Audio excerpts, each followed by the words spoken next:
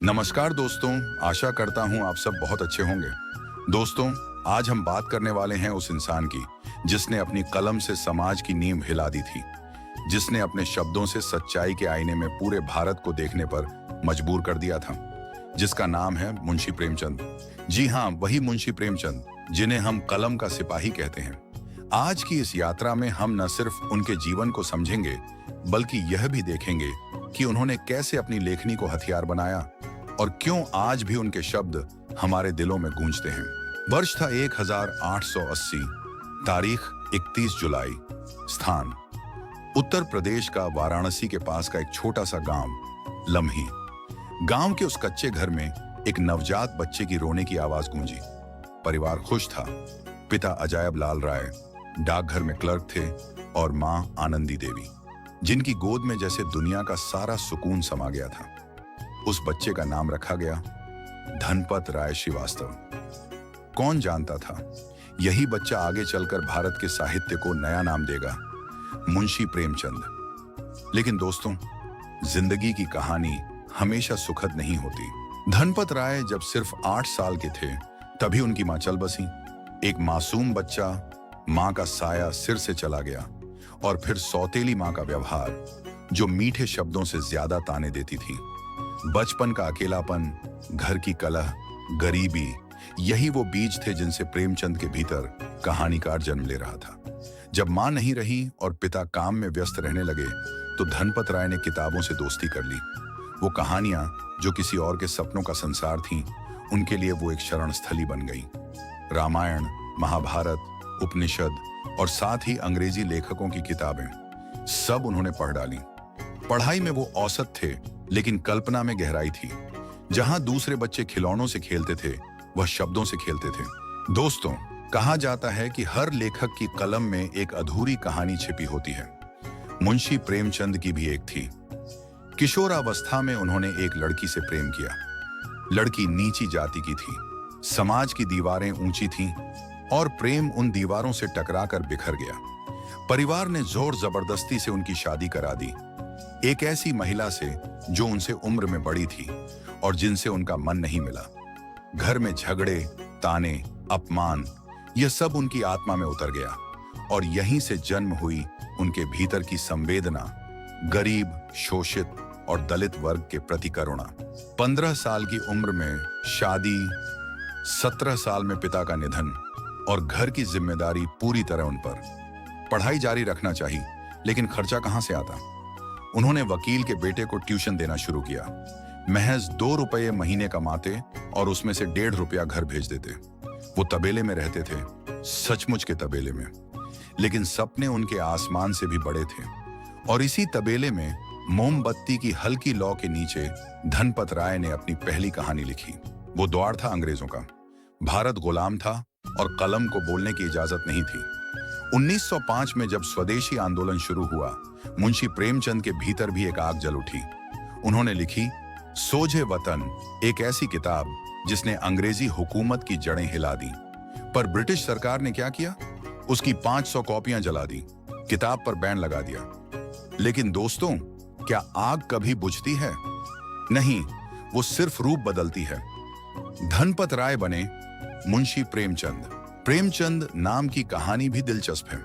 जब उनकी किताबें जब्त हुईं, उन्होंने अपनी पहचान छिपाने के लिए नया नाम अपनाया, प्रेमचंद, और यह नाम अमर हो गया। वो लिखते रहे, फकीरा, सेवा सदन, गबन, गोदान, हर कहानी एक दर्पण थी जिसमें समाज अपनी सच्चाई देखता था। प्रेमचंद शहरों के लेखक नहीं थे, वो मिट्टी के लेखक थे। उन्होंने लिखा गांव की औरतों पर, किसानों पर, मजदूरों पर, उन बच्चों पर जिनके पास चप्पल नहीं थी। उनकी कहानी ईदगाह, याद है ना? हमीद का वो चिमटा जो हर मां के दिल को छू जाता है। और गोदान, होरी नाम का वो किसान जो अपनी पूरी जिंदगी मेहनत करता है, फिर भी सुख नहीं पाता। वो सिर्फ एक कहानी नहीं, भारत की आत्मा थी। प्रेमचंद ने समाज की हर उस बुराई पर चोट की जिसे लोग छूने से डरते थे। जातिवाद, दहेज, बाल विवाह, विधवा जीवन और महिलाओं की स्थिति। उन्होंने सिर्फ लिखा नहीं, लोगों को आईना दिखाया। कई बार उन्हें गालियां दी गईं, बहिष्कृत किया गया, लेकिन वो डरे नहीं, क्योंकि उनकी कलम में सच था। 1920 आया। महात्मा गांधी ने असहयोग आंदोलन शुरू किया। उन्होंने कहा, अंग्रेजों की नौकरी छोड़ दो। मुंशी प्रेमचंद ने बिना सोचे समझे अपनी नौकरी छोड़ दी, क्योंकि उनके लिए देश, पद या पैसा नहीं, धर्म था। फिर उन्होंने पूरा जीवन साहित्य को समर्पित कर दिया।